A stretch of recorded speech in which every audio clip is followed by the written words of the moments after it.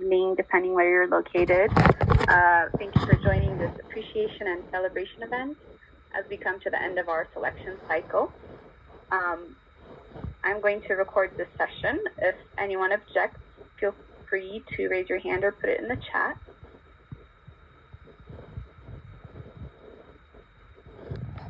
Seeing no one, I'm going to start recording.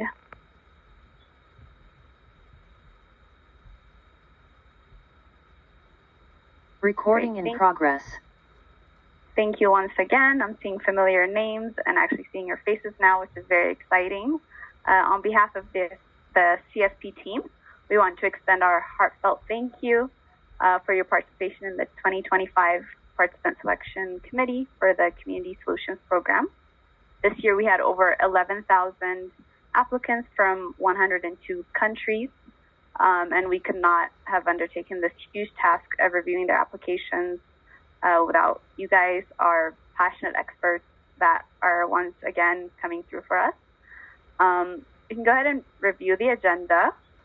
We'll have welcome remarks and thank you by our team, and then we will meet the team, at least the ones able to join this call. We'll explain the selection committee journey to you so that we have a transparent understanding of how we select the committee and then also how we go about the selection process. We have a special recognition ceremony in some categories for our members. Time permitting, you already took the survey, but we would like to hear your voice if you have a feedback session or how we can make this experience better for you, and then we will close out. So I will hand it over to my team members to introduce themselves. So over to you, Grace. Thank you so much, Ruth. And as Ruth has mentioned, I want to thank everyone for your support this year. We did.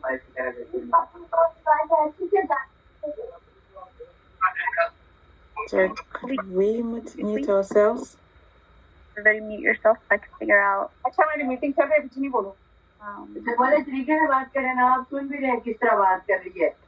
Hina. Grace, do you know how to mute everyone as an admin? No, not an admin. Hi, Hina, please could you mute yourself? Thank you. But it's nice to have everyone here on the call. As Ruth mentioned, we did have a large pool of applicants this year, almost 13,000 people who had submitted applications, and we wouldn't be able to make it to this point or identify those who will be part of the program without the intense, dedicated efforts from our selection committee.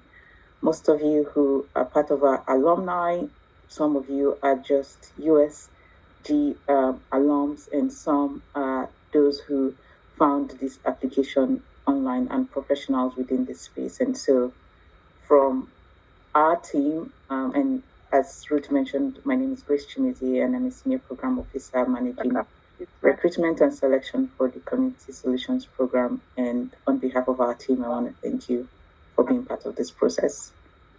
Over to you, Ruth. I'm realizing that I may not have introduced myself since people that joined after 9. My name is Ruth Fleshy.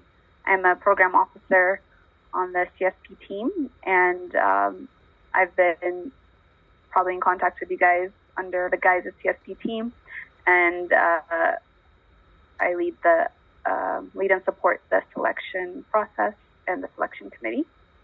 I'll pass it over to my colleague, Jacob.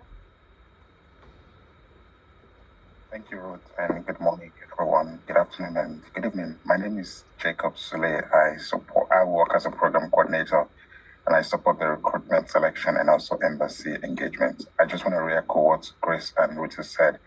Thank you all for helping us review this massive applications we have. I couldn't have done this without your help. So thank you so much, and welcome to this event.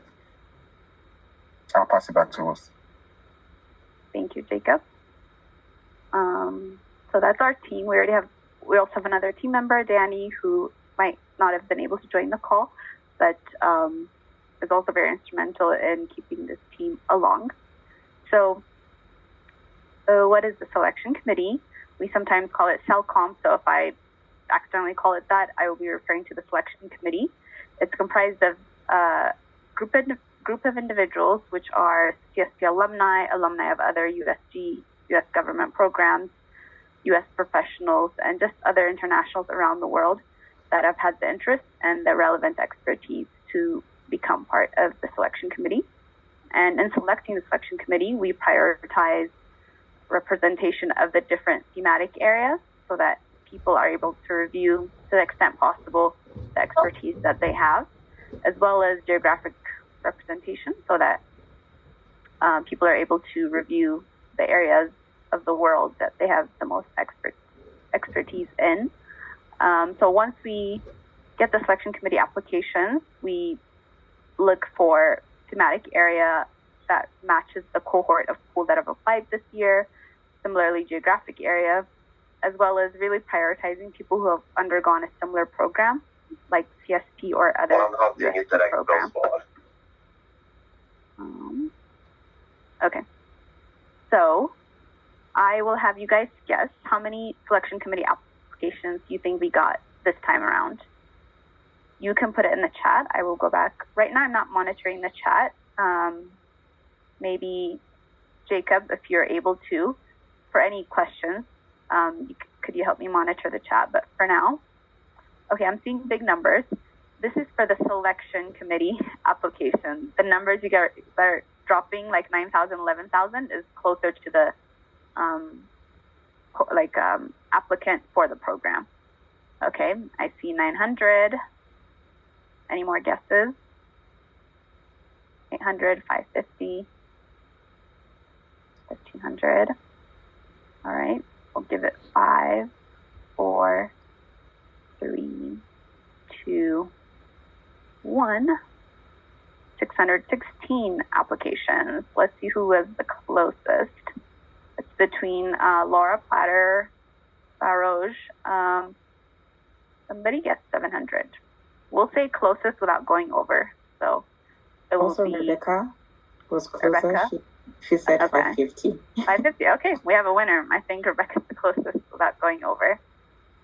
Great. Thank you. And then which countries do you think had the most selection committee applications that we received?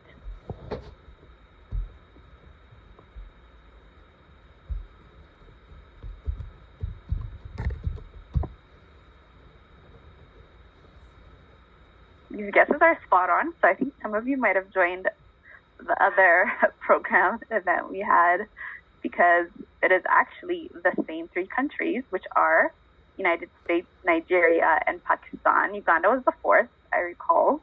So a lot of correct guesses.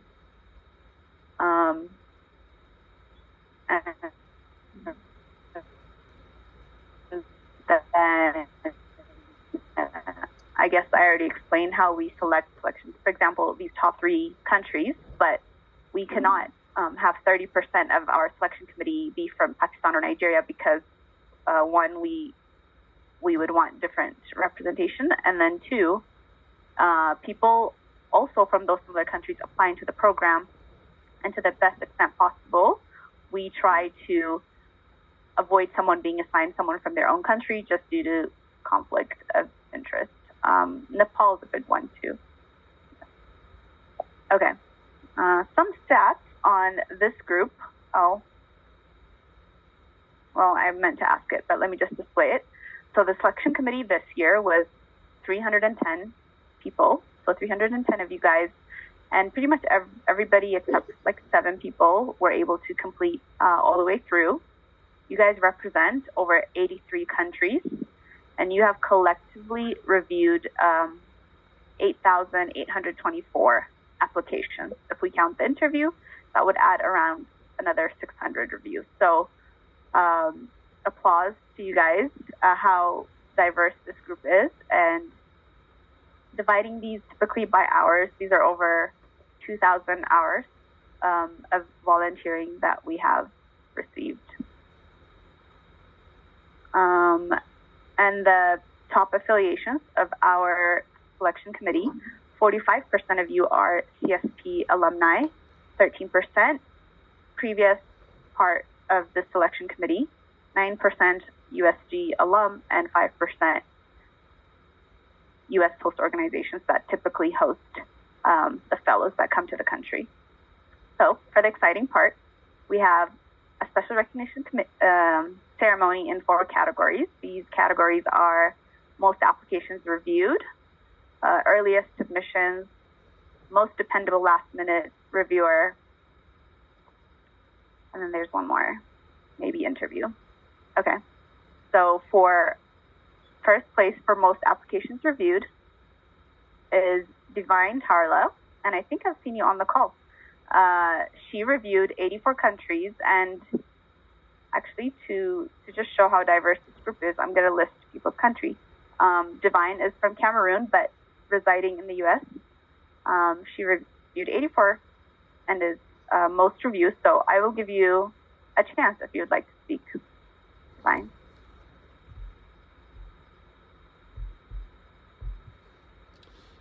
Thank you so much for the opportunity. I've been a professor in Cameroon for over 15 years, and I came to the United States as a Fulbright scholar. For the past 7 years, I've been traveling across maybe more than 15 countries, and it was an opportunity to read all these applications and learn from their experiences. Thank you. Thank you so much. And apologies, I may have referred to you as she because there might be another Divine on the call and I thought I saw a video. But thank you so much for your service. Second place with 83 applications is Paloma Tello from Peru. Paloma, thank you so much. And since we have more time, I will also allow you to speak if you would like and introduce yourself and what you do. Yeah, hello everybody. Nice to meet you, Grace, Ruth, Danny, Jacob, and all the other fellows who are here. Thank you so much. I'm Paloma, I'm from Peru, and I'm dedicating throughout these last 10 years to empower female leaders in STEAM. So that's what I'm doing in my country and currently looking for opportunities expanding my programs across to Latin America. So I'm so happy to be here and thank you so much CSP team for this amazing opportunity. It was truly inspiring to read all the essays from the people across the world. Thank you. Thank you, Paloma. And then we have third place. This person is from Ghana and reviewed 78 applications. Harriet Ajabeng from Ghana. Thank you, Harriet. And if you want to say hello and unmute yourself, you are welcome. ليش reviewed ليه أنا reviewed 30 ولا 40. Okay, she may not be on the call, so we will go to the next category. Hi everyone, sorry, can you see me? I'm just driving into a meeting and thank you so much for the opportunity to review these applications. My name is Harriet. I am a 2022 fellow and I currently work as a sustainable writer and a researcher specialized in sustainable fashion writer and a researcher. And I also double as the monitoring and evaluation lead for a MasterCard funded fashion academy program being run in Ghana. And it was really exciting reading all these applications from amazing young leaders across the world. And thank you so much, CSP, for the opportunity. I look forward to reviewing more. Thank you, Harriet. Okay, the next category is most interview committee reviews. And maybe in this process, since I know a smaller pool goes into the interview committee, I can explain how we typically select.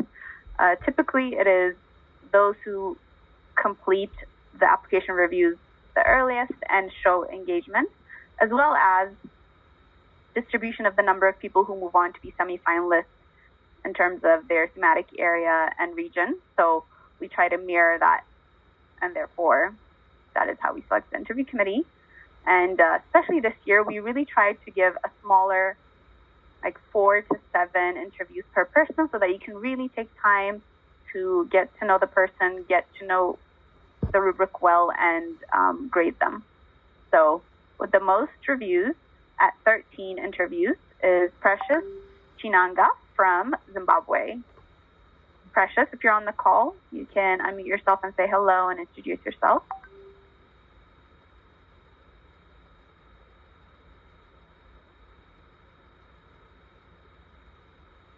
I think not. So for second place, it was a tie between 4 people at 12 interviews reviewed each.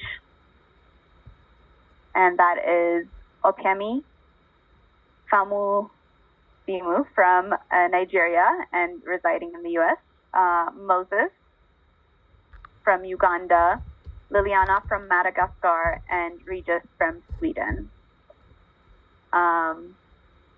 In the interest of time and for review, I will move forward, but thank you all. We know interviews take more time, more thought, and we appreciate you extending volunteering for additional review to get to this number. Okay. The next category is earliest submission, I believe, and we'll recognize 3 people. The first person is, I believe he goes by Danny because that's how he's emailed us. And Danny is from Belgium. If you're on the call, feel free to introduce yourself, your full name, and anything you'd like to say.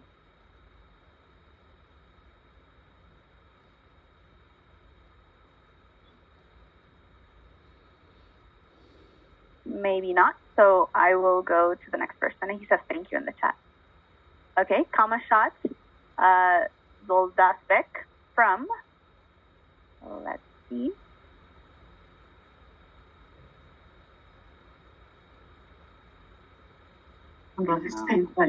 You can, okay.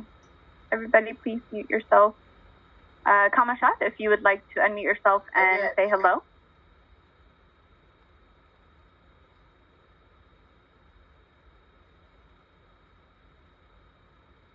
Okay. And the third person for earliest review is Ala Marciuk from Moldova. If you are on the call, feel free to introduce yourself. And we want to say that earliest submissions mean a lot to us because they help us plan better in terms of if we need to reassign, who we can go to, and just overall keep stock of what is important and what needs follow-up. Okay, the last category is most dependable for last-minute reviews. This is typically when very near the deadline or after the deadline, we request for additional reviews. And the first person we'll recognize is Tayaba Zilkifar from Pakistan. Tayaba, if you're on the call, feel free to say hello. Hello, everyone. Hi. Can you hear me? Yes. I have been associated with you guys since 2021, and thank you so much for trusting me all the time with reviewing. You know, I take pride every time, you know, I tell everyone that, you know, I'm one of the reviewers, and it just, it's such an amazing feeling to be trusted. So thank you so much. And even today, I reviewed 4 applications, interview applications. Thank you so much. Again, dependable for last minute as we are on the last day of interviews. Thank you. I just wanted to know, should I take a screenshot or will we be getting these in the email?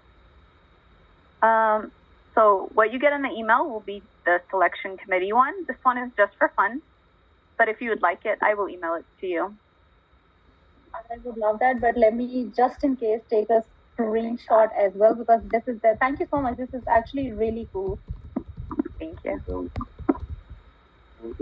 Did you take a screenshot? Should I click next? Yes, thank you, sure. All right. We're recognizing 3 people in this category, so 2 more. The next person is Vera Wasinga. She also reviewed a good number of applications, and Vera is from Zambia. Are you on the call, Vera? Yes, hi. Thanks for the recognition. It was a pleasure reviewing the different applications and inspiring also to listen and also learn about the different things that the applicants are doing. Thank you. Thank you. And then third person in this category is Milton Villarroel from, you can introduce yourself. I see both South Sudan and Uganda. I believe potentially originally from South Sudan and residing in Uganda. But if you're on the call, please unmute and say hello to us and share anything else you'd like to share.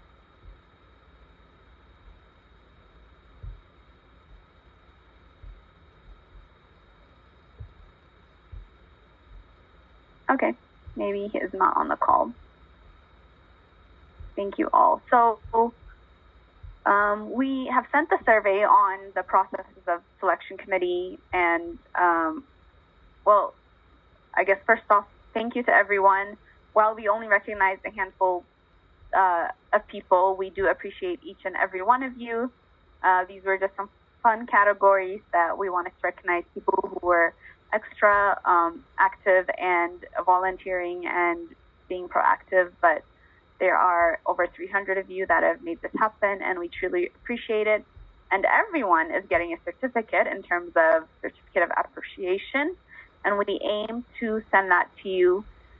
It'll come on a rolling basis, so between today and end of next week, you should receive it. We'll communicate if it will take longer than that, but everybody will be getting their certificate.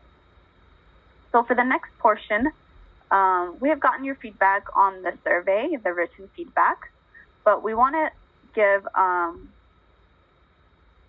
some maybe 10 minutes or so to, if you would like to unmute and provide a feedback that you feel strongly about, or it can be how to make the selection committee experience better. Is the Canvas course enough? What thing would you like more platform to connect? What are some creative ways that we haven't thought of that you would like to see? So you can use the raise hand feature. Do we have that here? Or you can unmute yourself.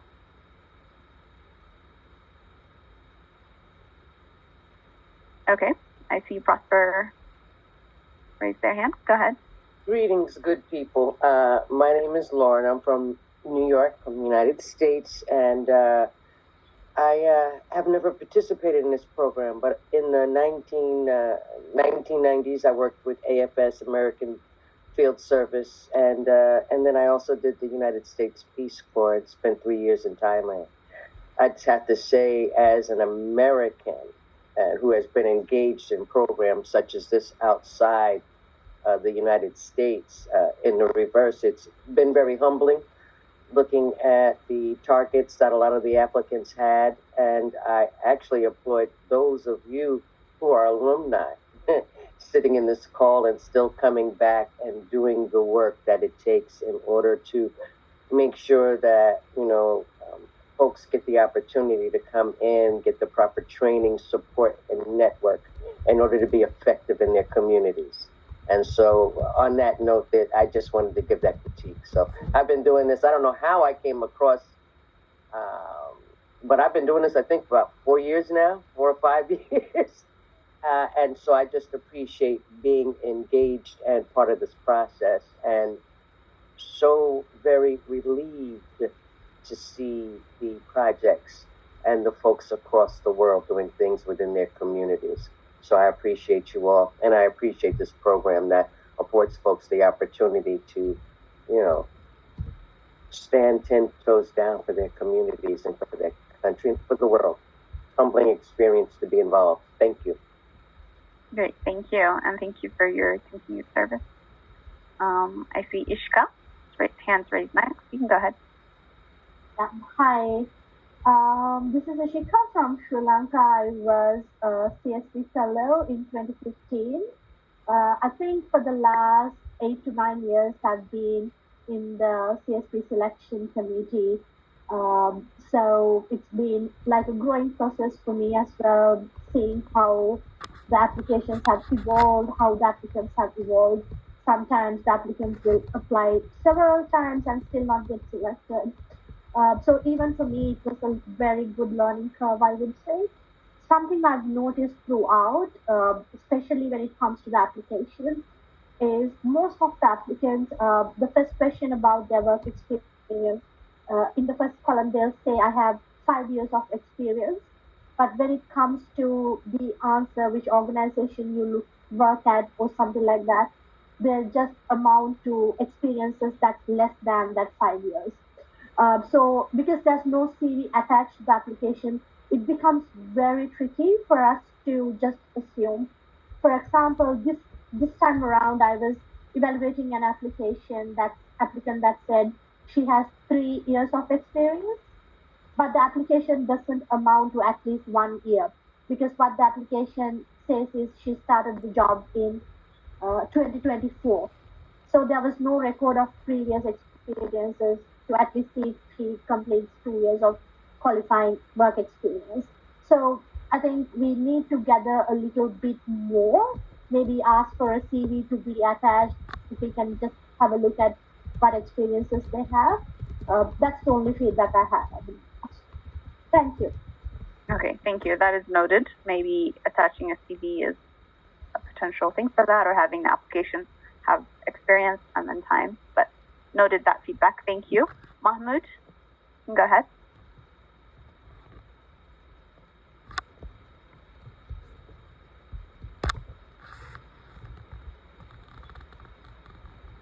Hello, I'm sorry.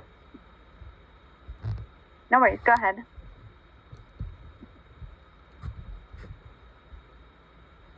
You can go ahead, Mahmoud Yusuf. I have,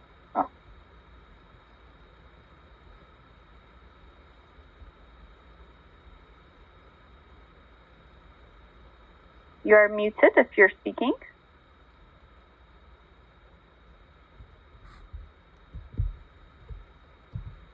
Okay, maybe Mahmoud is having some audio issues, so I will go next to Hina Nisar. Hello, thank you so much for this opportunity, first of all. And I'm so sorry, in the morning I was making breakfast and, mic suddenly switched on. I did not realize really, I'm sorry for that. And now, I have a feedback on the questionnaires, while evaluating. I have seen that, due to AI, many responses were similar. Those were not, I cannot say those were plagiarized, but if they take idea from ChatGPT, Gemini, or something like that, they changed the words even, but the responses were same. So I thought to suggest you people that if we can look on the questions, so we can design some questions. The answers should be based on the story. So we can better evaluate the story, because they cannot copy the story. At least everyone has own story. So I think this time we should be very critical about these responses, because responses were quite impressive, I know, but again I must say, somehow I thought that most of the participants are responding in the same way. So being an evaluator and at IREX as well, and with many other organizations around the world, I can see that this was something due to AI. So we have to be more critical about that this time. Thank you so much. Yes, thank you. We've gotten that feedback a lot. This year is really a time where the use of AI just exploded, and we've discussed internally measures we can take beyond notifying applicants that shouldn't, and softwares we can integrate into the application platform. It's really our priority in the coming application period. And so taking note of that, and also the creative way of having them related to the story, so it can't be copied. I'll go to the next person. Try to keep it brief, because I see a lot of hands raised. Gulari, you can go ahead. Good morning. My name is Gurali, originally from Albania, and there I represent Balkan Youth Activists. And here in the US, I work as a substitute teacher. And I have applied many times in IVEX, but not like it till now. Anyway, so I have some concern about the applications. Yeah, I support Hina. Like she said that many of them are using AI, but mostly I was trying to catch the main idea then and giving them support for the next stage. That means after the reading process, I wanted to see them during the interview and to have clarification about their main idea and why they bring back to their countries. And the second problem that I saw, it was for the international students or professionals that have been before in US. And there is a rule that for 2 years they need to reside to their own country. So I paid attention to the visits or whenever they've been in US. So with this kind of visa that is J1, they need to reside 2 years in their own country. So for the next round, for all my colleagues here, please pay attention of this part because it's very, very interesting. Because we can't give opportunity to somebody and say you are selected, and then we see that he can't or she can't travel to US because it's under the law that needs to reside 2 years in their own country. But anyways, I'm very happy that you give me the opportunity to work since 2022 as a volunteer to choose the brightest applications and to give the opportunity to the future leaders. Thank you.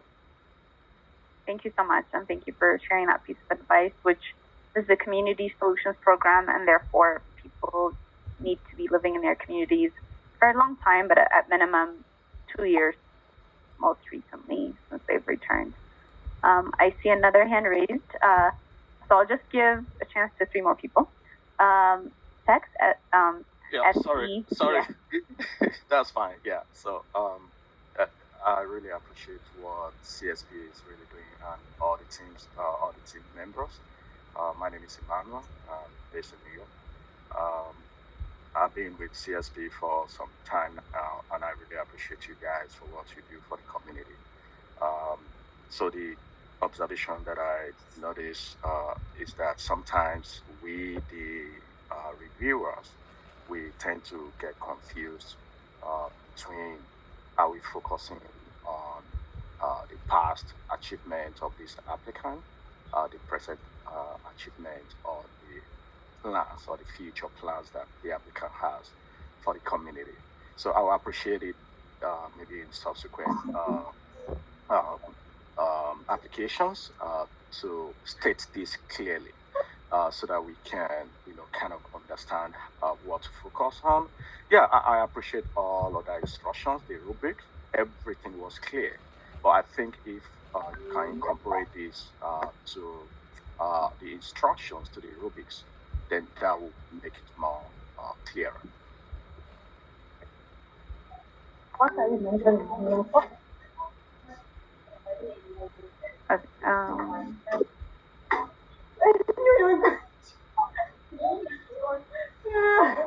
I'm not sure where the audio is coming from. Okay, thank you for your feedback. I do also want to look in the group chat. I see someone said the 2 years mandatory stay in home country has been waived off for J1. My colleague Grace can correct me, but for our program, that is still mandatory, I believe. So yes, we do request that people should have met the requirements of their program if they are US funded. And usually part of that requirement is that they have spent at least 2 years in their home country.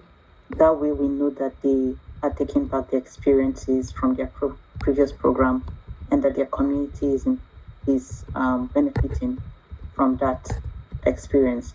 In addition to that, we also want this to be a unique experience so that they are not taking the spot of those who would better benefit from this program or who have never had such experience before. And so we always appreciate when the review committee in the additional comment section put notes about their reservations on why they are recommending but with reservation. And some of the examples we've seen are committee members writing that they believe this person has had a long UX experience or repeated leadership experience or a similar experience in the last year, and that them participating in this program would be taking up opportunity for someone else within their community who can benefit. So thank you. Thank you, Grace, for sharing that. Bryce Bonsa, you can go ahead. Hi, everyone. Thank you so much, CSP, for having me. I think that everything on the selection or the application form is good, but I think that one key thing is missing, and which could be the reason for why the participants or the candidates do not come up with that on their form or responses. Specifically, I'm referring to issues of methodology. Oftentimes, the candidates write what they want to do, but they miss out on the methods as to how they intend to achieve that. And I think that forms a very significant part of whatever you want to do. And then also, people write generic responses in their submissions. But I don't know, probably you've done that or you do that. Do you provide any form of training to these participants before they submit their applications? If not, then it is imperative that going forward, we inculcate that into the process, because if we just leave them to submit whatever they want, we're not going to get the best out of them. So one, we got to provide some form of training or information to them.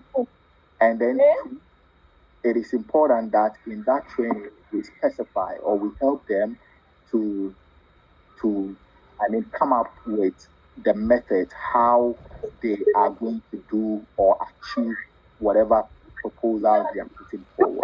That we should be good to go. Thank you. Okay. Thank you, Bright. I was actually trying to find the interview committee question. You might have done the application review. I believe in the interview questions, we have a little bit more of a specific questions, like what are the concrete plans that you will make in the next 1 year up to 5 years to implement the community change that you want. But I've taken note of that. If there's a way that we should integrate it into the written application as well. Okay. I see some questions in the chat as well. Yeah. You can go ahead, jump in. I know one of the questions people have or are voting on is the reinstation of honorariums. In the past year, we have really worked and tried our best to ensure that the amount of applications and the process with our selection moves towards a more merit-based approach and also less burdensome for our selection committee. And we know in the past we've done honorariums because we wanted to incentivize more people to be part of the program, but we also want this to feel more merit-based and so that people have an opportunity to actually give back based on the support that either USG programs have provided them, or also based on what they have done with their professional career. And so honorariums, while I definitely do agree that it's a great incentive, sometimes have also its challenges around us writing into our funding that we are paying people to review applications. And so it kind of also takes away how this is more of a merit-based and that people are kind of being part of this program because they have very strong need to volunteer and give back to communities, and also just as a way to show appreciation towards some of the benefits that they've gotten from the program. So that is not off the chopping block, but we are hoping that our leaders and those who are part of this process see it more as a giving back to the community and just as a way of supporting the program based on what they've benefited from it, but also to ensure that it's more of a merit-based approach. But we do understand there is no doubting that taking time out of your busy schedule to review applications, sometimes 40, sometimes 10, even if it's one, and that goes a long way in supporting our program and making sure that we identify finalists. But we do take this feedback into consideration, and obviously I'm not the one dishing out the money, but we would bring up this request back with the team. But thank you so much. Yeah, thank you, Grace. And in an effort to also be respectful of your time, you may have noticed we are assigning less applications. It used to average 30 to 40. Now it's 15 to 20. But we do realize, I do get a lot of emails that something as something like internet also costs in some countries, and that is something to consider. And we have noted it, and I see also a message that I will take note of. There were some messages also earlier. Someone suggested having an award category for reviewers who provided the most robust feedback. And I like that, because there's a section after you recommend or do not recommend, you have the chance to write. And that does help us, especially when people have very similar scores from a similar country and a similar theme. Then we start looking into the application. But having this written feedback is very helpful. So I think that will be a new award category that we will use. And then someone had put in the chat a bit more detail on the rubric and example of excellent applicants in the past. That's something we can do. There is examples of how a good response would sound. But if it's helpful to have an example of a successful applicant, that is also something we can do. Okay. I had said we will take 3 more, and I believe I have taken 3 since then. I see some hands raised, but I do want to be respectful of everyone's time, since we said this would end at 10:15. I can stay on another after we close out if you guys are very interested in providing that feedback. But before we close out, I want to take a picture if as many people as possible could have their camera on, if they're in a situation or bandwidth to have camera on.